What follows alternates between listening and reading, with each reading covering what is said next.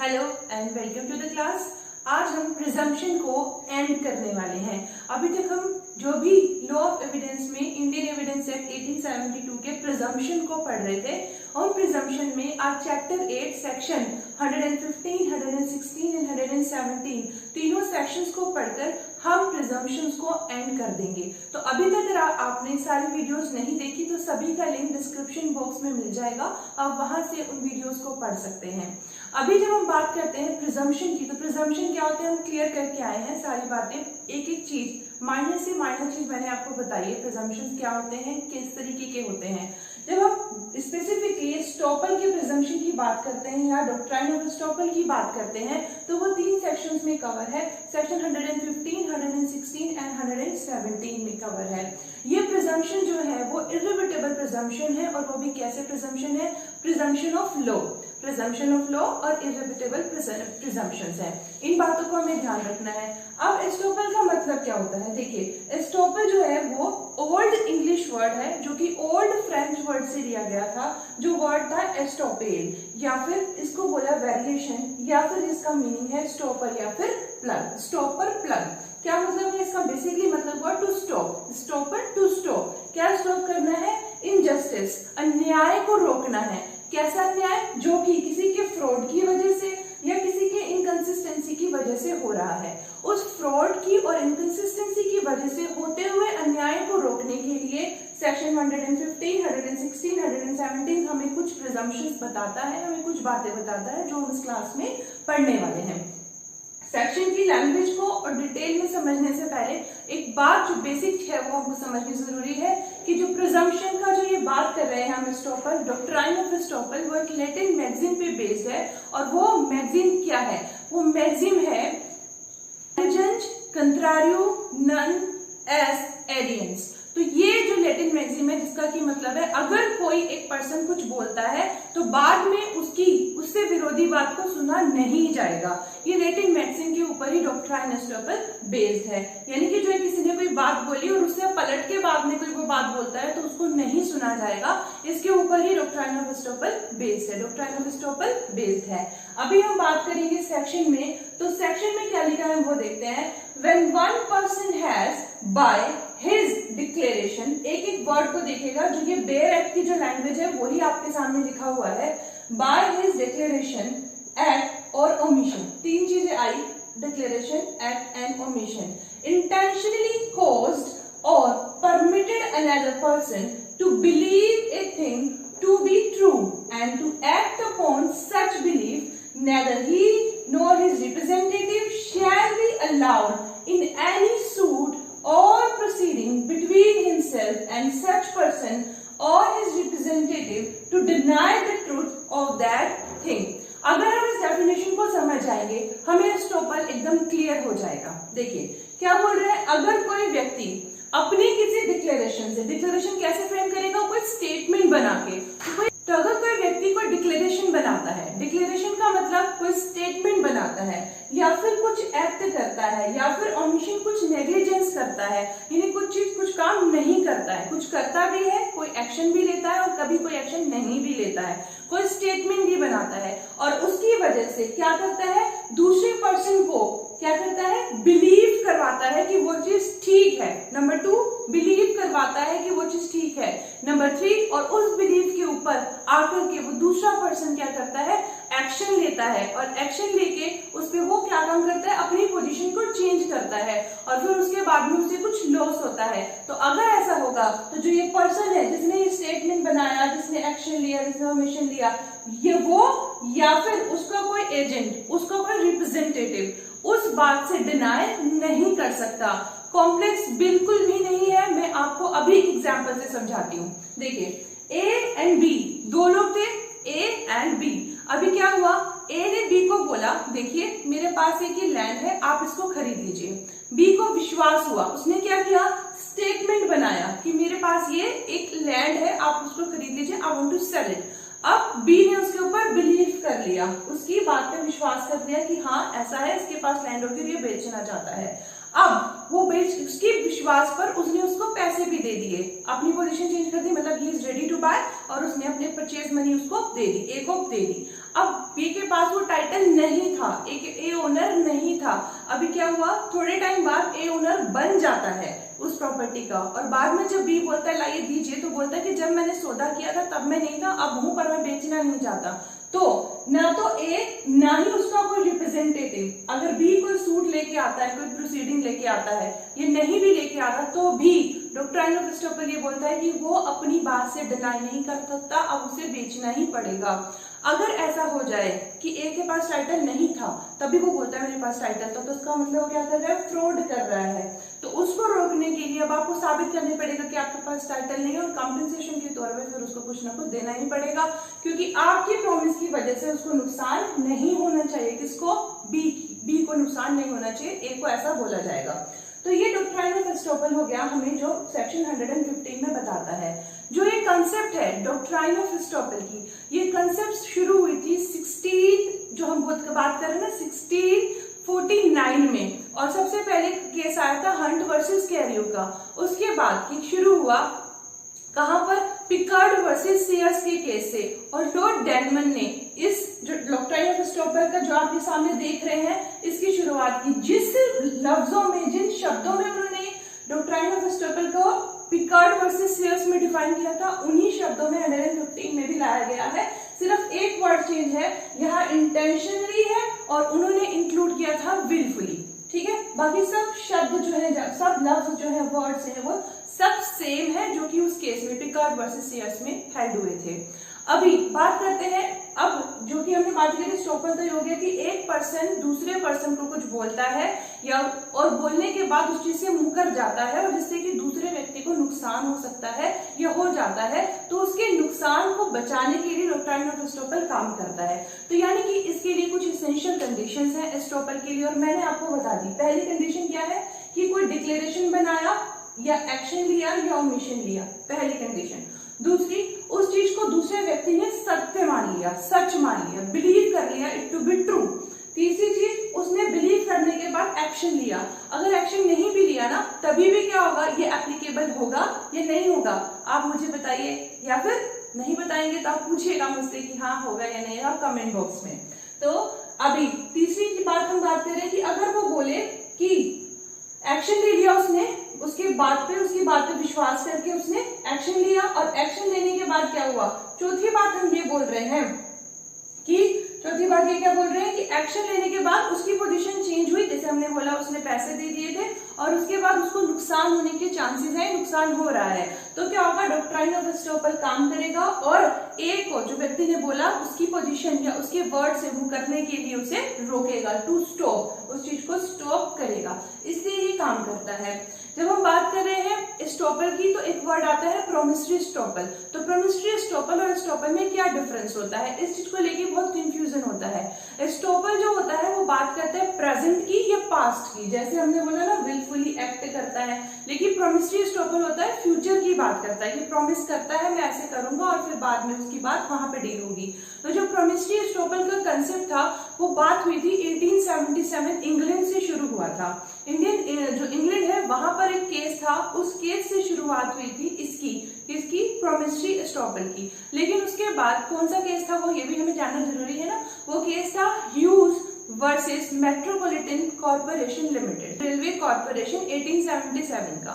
वहां से तो केस ये प्रोमिसरी एस्टॉपल को माना गया, मान्यता दी गई, लेकिन कुछ टाइम बाद इसकी जो इंपॉर्टेंस थी वो खत्म हो गई, अनटिल अनलेस लॉर्ड डेनिंग ने 1947 में अब एक केस लो आया उनके सामने। कौन सा केस था वो था central London property trust limited versus central London property trust limited versus high tree house. ये जो केस था 1947 का, इसमें फिर से प्रोमिसरी एस्टॉपल के केस को उन्होंने एस्टैब्लिश किया। अब जो प्रोमिसरी एस्टॉपल इंडिया में बात करेंगे, वो इंडिया में स्टार्ट हुआ गंग्स मैन्युफैक्चरिंग कॉर्पोरेशन वर्सेस सूरजमल के केस से, 1880 के केस से। वहां पर कलकत्ता हाईकोर्ट ने ये बोला कि जो एस्टॉपल्स हैं वो सिर्फ एक व्यक्ति के एक्शन पे ही डिपेंड नहीं करेंगे, बल्कि उसके आर्गुमेंट्स और उसके कंटेंशंस पे भी डिपेंड करते हैं। यानी ये सिर्फ लॉ ऑफ एविडेंस का पार्ट नहीं, बल्कि एक व्यक्ति के एक्शन, एक व्यक्ति के आर्गुमेंट्स और एक व्यक्ति के कंटेंशंस पे भी क्या अप्लाई होते हैं, क्या डॉक्ट्राइन ऑफ एस्टोपल। अब ये बात आ जाती है लॉ ऑफ एविडेंस की। तो मैं आपको एक बहुत इंपॉर्टेंट बात बताने जा रही हूँ। देखिए, जो हम बात करते हैं डॉक्ट्राइन ऑफ एस्टोपल की, सेक्शन 115, 116, 117, ये सब्सटेंटिव लॉ का पार्ट है। Although law of evidence procedural law है, लेकिन एक्सेप्शनल है। जब भी मैंने आपको पहले ही भी क्लास में बताया था कि ये तीनों सेक्शन जो है वो एक्सेप्शन है, यानी कि ये क्या है, ये तीनों सेक्शन जो है वो सब्सटेंटिव लॉ है। इंडियन एविडेंस एक्ट के सारे सेक्शन प्रोसीजरल लॉ में है, इन तीनों सेक्शन को छोड़ के सब्सटेंटिव लॉ है, सब्सटेंटिव लॉ है, ये ध्यान रखिएगा। तो ये लॉ ऑफ एविडेंस जो हमने अभी आपको बात की सूरजमल केस, उसमें बताया कि लॉ ऑफ एविडेंस का ही काम नहीं करते, बल्कि एक्ट और एक पर्सन के एक्शन पे, एक पर्सन की कंटेंशन पे, आर्गुमेंट्स पे भी डॉक्ट्राइन ऑफ एस्टोपल अप्लाई होता है। अभी इतना क्लियर हो गया। अब हमारे पास एक क्वेश्चन और आता है कई बार कि आप ये बताइए कि गवर्नमेंट के अगेंस्ट क्या एस्टोपल होता है। यस, गवर्नमेंट के अगेंस्ट होता है, और इसका भी एक लैंडमार्क केस है, और वो Motilal Padampat sugar mill versus state of UP. और वो केस जो है वो क्या है, 1979 का केस, जिसमें की कहा गया कि गवर्नमेंट के अगेंस्ट भी जो होगा estoppel, doctrine of estoppel applicable होगा। कैसे, देखिए इस केस में क्या हुआ था कि गवर्नमेंट ने बोला कि जो भी कोई नए भी फैक्ट्री लगेगी उस पर 3 साल तक के लिए सेल्स टैक्स जो होगा वो माफ होगा। तो ये सोच के क्या हुआ, पर्सन ने बहुत सारा लोन ले लिया। अब लोन लेने के बाद में उसको गवर्नमेंट ने अपनी पोजीशन चेंज की और सेल्स टैक्स अप्लाई कर दिया। अब वो कोर्ट के पास गया, तो कोर्ट ने बोला कि गवर्नमेंट जो पहले ये बात बोली थी, अब वो उस चीज से पलट नहीं सकते, अब 3 साल के लिए एग्जामिनेशन देना ही पड़ेगा। तो गवर्नमेंट के अगेंस्ट भी डॉक्ट्राइन ऑफ एस्टोपल एप्लीकेबल होता है। फिर आता है प्राइवेट एंटिटीज के अगेंस्ट होता है, बिल्कुल होता है। Century spinning and manufacturing corporation versus Ulhasnagar municipal council 1970 के केस में ये कहा गया कि प्राइवेट एंटिटीज, प्राइवेट पार्टीज में भी डॉक्ट्राइन ऑफ एस्टोपल जो होता है वो एप्लीकेबल होता है। अब जो हम बात करते हैं कि डॉक्ट्राइन ऑफ एस्टोपल जो भी सेक्शन 115 पे ही हम चल रहे हैं, वो कितने तरीके के होते हैं, काफी तरीके के होते हैं। सबसे पहला इक्विटेबल एस्टोपल। इक्विटेबल एस्टोपल का मतलब जो ये सेक्शन है, जो डॉक्ट्राइन ऑफ एस्टोपल है, वो काम करता है रूल ऑफ इक्विटी पे, यानी कि न्याय पे। तो दोनों तरीके, दोनों तरफ से ए पार्टी बी पार्टी, जितनी भी पार्टीज हैं, दोनों के साथ इक्वल होना चाहिए, न्याय होना चाहिए, इस कंसेप्ट पे बात करता है इक्विटेबल एस्टोपल या एस्टोपल, डॉक्ट्राइन ऑफ एस्टोपल। इसके अलावा दूसरा तरीका कौन सा है, दूसरा टाइप कौन सा एस्टोपल का है, जिसको हम बोलते हैं estoppel by record, estoppel by quasi record, estoppel by judgment. यानी कि अगर कोई पर्टिकुलर केस लेके एक दो पार्टी कोर्ट के सामने जाती हैं और उन्हीं दोनों पार्टी के बीच में कोई पर्टिकुलर केस था जो इससे पहले था, जिसमें सेम डिटेल्स ही जो आप लेके आए हैं, जैसे रेस्ट्रिक्टिव काटा होता है, सेम इस तरीके से होता है। सेक्शन जो हमने सीपीसी में पढ़ा था 11 से लेके 14 तक के जो कंसेप्ट्स है वो यहाँ डील करते हैं, बिल्कुल वही चीजें इसमें यहाँ पे अप्लाई होंगे, बस थोड़ा सा डिफरेंस है रेस्ट्रिक्टिव काटा में और एस्टोपल में। पहली बात तो ये, रेस्ट्रिक्टिव काटा जो होता है पब्लिक पे ऊपर बेस्ड होता है, यानी जो रूल बनेगा वो पब्लिक के लिए बनेगा। यहाँ पे जजमेंट एंड रैम की बात करते हैं, पार्टीज की बात करते हैं, जो पार्टीज लेके आए उनके ऊपर एप्लीकेबल होगा कि पहले वो केस लेके आए थे, फिर वो केस लेके आ गए, सेम इश्यूज है, जिस जैसे पहले वाली केस में था सेम वही है, और पहले जजमेंट दिया जा चुका है, अब भी जजमेंट आप लेने आए हैं, तो बोलेंगे कि ये अलाउ नहीं होगा। ठीक है, अब हम बात करेंगे कि जजमेंट हो गया, रिकॉर्ड हो गया या क्वाजी रिकॉर्ड जिसको हम बोलते हैं एस्टोपल बाय जजमेंट, और एक हो गया एस्टोपल बाय डीड। अब डीड का क्या मतलब होता है, दो पार्टीज थी, दोनों पार्टी ने आपस में कुछ कॉन्ट्रैक्ट किया, कॉन्ट्रैक्ट के बाद में जो उन्होंने कंडीशंस रखी थी उन कंडीशंस के अकॉर्डिंग ही दोनों को चलना पड़ेगा। सील हो गया, स्टैंप हो गया, अब उससे आप मुकर नहीं सकते, उससे आप अगेंस्ट नहीं जा सकते, अपनी पोजीशन चेंज नहीं कर सकते। वो जो डीड में लिखा है उसको आपको दोनों पार्टीज को मान्य करना पड़ेगा। तीसरा है एस्टोपल बाय कंडक्ट या पाइस बोलते हैं इसको, जो पे अपने कंडक्ट से किसी को कुछ बात करने के लिए या कोई काम करने के लिए मना लेता है और उसकी बात मान करके व्यक्ति काम कर देता है, तो वो अपने कंडक्ट को जो है वो चेंज नहीं कर सकता या अपनी बात से मुकर नहीं सकता। बाय कंडक्ट ये हो गया। एस्टोपल अगेंस्ट माइनर की बात करें, ध्यान दीजिएगा, इंडियन कॉन्ट्रैक्ट एक्ट में भी हम पढ़ के आए हैं कि कोई भी एस्टोपल माइनर के अगेंस्ट काम नहीं करता। यानी माइनर जब कोई कॉन्ट्रैक्ट करता है, हमें पता है दैट कॉन्ट्रैक्ट इज वॉइड एब इनिशियो, स्टार्टिंग से ही वो वॉइड है। तो अगर कोई माइनर जो है कॉन्ट्रैक्ट कर लेता है तो उसके अगेंस्ट आप कोई एस्टोपल नहीं है, माइनर को बोलो कि अपनी पोजीशन चेंज नहीं कर सकते, तो वो चीज नहीं होगी। एस्टोपल अगेंस्ट माइनर, माइनर के अगेंस्ट कोई जो है एस्टोपल नहीं आएगा। अब आता है रूल ऑफ लॉ, कि रूल ऑफ लॉ के अगेंस्ट कोई एस्टोपल आता है क्या, तो ये भी एक हमारे पास केस है, लेटेस्ट केस 2011 का, Jatendra Prasad Das versus state of Odisha and others के केस में जो ओडिशा हाई कोर्ट ने कहा कि किसी भी स्टैट्यूट्स, किसी भी लेजिस्लेचर के अगेंस्ट, किसी भी लेजिस्लेटिव कोई लॉ है उसके अगेंस्ट कुछ भी जो है क्या नहीं आ सकता, स्टॉपल नहीं आया जा सकता। दूसरी चीज, Olga Tellis versus Bombay municipal corporation 1985 का केस, हमें पता है लैंडमार्क केस है। उस केस में भी ये कहा गया कि जो भी राइट्स हैं, फंडामेंटल राइट्स हैं, कॉन्स्टिट्यूशन में प्रोवाइड किए गए या कॉन्स्टिट्यूशन में जो भी स्टैट्यूट्स हैं, जो भी लॉज हैं, उनके अगेंस्ट कोई भी स्टॉपल नहीं आया जा सकता। तो स्टॉपल अगेंस्ट जो रूल ऑफ लॉ है वो नहीं आया जाएगा। तो ये आपको समझ में आ गया कि स्टॉपल कितने तरीके के होते हैं। इसके अलावा एक और होता है स्टॉपल बाय साइलेंस या एक्विजिन। वो क्या होता है, इसका मतलब अगर कोई व्यक्ति चुप रह के किसी काम को हाँ या ना में जवाब नहीं देता और बाद में उस चीज की वो कहता है कि ये काम तो मुझे करना था या नहीं करना था, तो वो नहीं कर सकता। जब आप एक बार साइलेंट हो गए किसी काम के लिए, बाद में उस चीज को लेके आओगे, वो अलाउड नहीं होगा। जैसे इसका भी एक केस लो है, उसमें क्या हुआ, एक व्यक्ति ने किसी चीज के लिए कहीं पर एप्लीकेशन की दी किसी जॉब के लिए, तो एक लिस्ट निकली, उस लिस्ट में क्या हुआ, उसने कोई ऑब्जेक्शन लगाया नहीं। बाद में जब फाइनल लिस्ट निकली तो उसने ऑब्जेक्शन लगा दिया, अरे जब पहले लिस्ट निकली थी तब आपने साइलेंटली उसको एक्सेप्ट क्यों किया। वो एक्सेप्ट किया, इसका मतलब आपको आगे मानने वाली सारी चीजें माननी है, तो इसका मतलब आप एक बार साइलेंट हो गए तो आपको दोबारा से अलाउ नहीं किया जाएगा कि आप इस चीज पे कुछ बोलें। तो स्टॉपल बाय साइलेंस, अगर साइलेंस लेके किसी चीज को स्वीकार करते हैं तो फिर आपको स्वीकार करनी ही पड़ेगी, वो आपको माननी ही करनी पड़ेगी। तो ये तो हो गए हमारे पास स्टॉपल कितने तरीके के होते हैं। अब आ जाइए स्टॉपल की जो हम बात करें 116 और 117। जो 116 है वो बात करता है टेनेंट की और लाइसेंसी की, यानी कि अभी देखिए, अभी तक हमने एक्ट की, डिक्लेरेशन की और ओमिशन की बात की थी। यहाँ पर बात हो रही है पोजेशन की। किस चीज की बात हो रही है, यहाँ पे बात हो रही है पोजेशन की।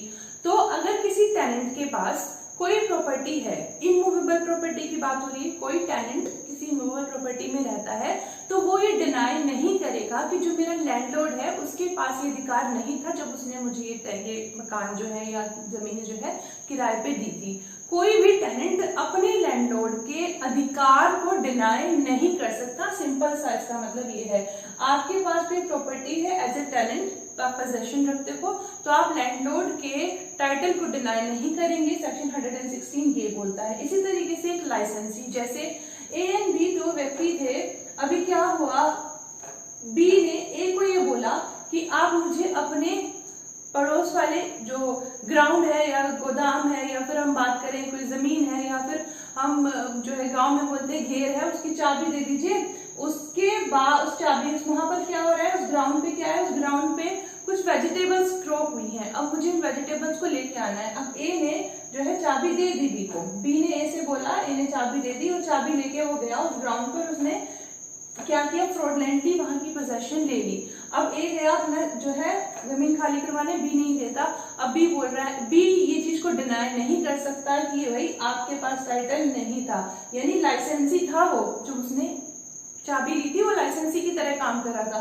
तो कोई भी लाइसेंसी अपने लाइसेंसर की पोजेशन को या बोले ओनरशिप को डिनाई नहीं कर सकता। ये बात होगी। फिर 117 को ध्यान से सुनिएगा। 117 में बोल रहे हैं कि जो बेलर होगा या फिर कोई लाइसेंसी होगा या फिर कोई एक्सेप्टर होगा बिल ऑफ एक्सचेंज की, तो वो क्या करेगा, वो जो ड्रॉअर है, पहले हम बिल ऑफ एक्सचेंज की बात करते हैं। बिल ऑफ एक्सचेंज का एक एक्सेप्टर होगा, एक ड्रॉअर होगा। तो जो एक्सेप्टर है वो ड्रॉअर की बात को डिनाई नहीं करेगा, ड्रॉअर को की अथॉरिटी को डिनाई नहीं करेगा, यानी वो ये नहीं कह सकता कि ड्रॉअर जो है उसके पास अथॉरिटी नहीं थी। इस तरीके से जो लाइसेंसी होगा वो ये नहीं कह सकता कि लाइसेंसर के पास अथॉरिटी नहीं थी। इसी तरीके से जो बेली होगा वो ये नहीं कह सकता कि ये ओरिजिनल बेलर नहीं है। लेकिन इसमें दो एक्सप्लेनेशन भी दी गई हैं। पहली एक्सप्लेनेशन में ये बताया गया कि जो एक्सेप्टर है वो ये तो नहीं, उसकी ड्रॉअर की अथॉरिटी पे शक तो नहीं कर सकता, क्वेश्चन मार्क तो नहीं लगा सकता, लेकिन ये जरूर कह सकता है कि जो ड्रॉअर था ये वो राइट पर्सन नहीं है जिसको कि ड्रॉ करना था, जिसको कि ये चेक बनाना था, बल्कि कोई और पर्सन है। उसकी अथॉरिटी पे क्वेश्चन मार्क डायरेक्टली ना करके इनडायरेक्टली बोला कि वो कोई और पर्सन है जिसको कि जो कि ड्रॉअर होना चाहिए था, ये ड्रॉअर राइट नहीं है। पहली बात। दूसरी एक्सप्लेनेशन में ये बोला गया कि कि जो बेली है वो अपने बेलर के टाइटल को तो नहीं बोल सकता, डिनाई कर सकता कि इसके पास टाइटल नहीं था। हाँ, किसी तीसरे व्यक्ति को जिसके पास जाकर के वो गुड्स को डिलीवर करके आता है, ये बोल सकता है कि इस तीसरे व्यक्ति के पास इस ओरिजिनल बेलर के खिलाफ अगेंस्ट जो है बेटर टाइटल है। यानी अब जो है इसने खरीद ली थी, ए ने बी से खरीद ली थी, मैं तो बी को ही दे के आऊंगा, इस तरीके की बात वो प्रूफ कर सकता है। तो 115 में एस्टॉपल की बात की, सिंपल एस्टॉपल। 116 में पोजेशन, टेनेंट की और लाइसेंसी की। 117 में बात की कि हम पोजीशन की को नहीं डिनाई कर सकते, किसके एक्सेप्टर जो है वो नहीं डिनाई कर सकता बिल ऑफ एक्सचेंज की। और हमने बात की किस चीज की, हमने बात की कि लाइसेंसी नहीं डिनाई कर सकता और बेल डिनाई नहीं कर सकता। ये हमारे पास एस्टॉपल हो गया। मैंने आपको बता भी दिया एस्टॉपल कितने तरीके के होते हैं और एस्टॉपल के लिए क्या मेन इंग्रेडिएंट्स हैं, क्या कैरेक्टरिस्टिक्स हैं, क्या कंडीशंस हैं, वो भी आपको बता दी। I hope you like the class. Thank you so much for listening and thanks for being there. Thanks a lot and keep learning, keep smiling.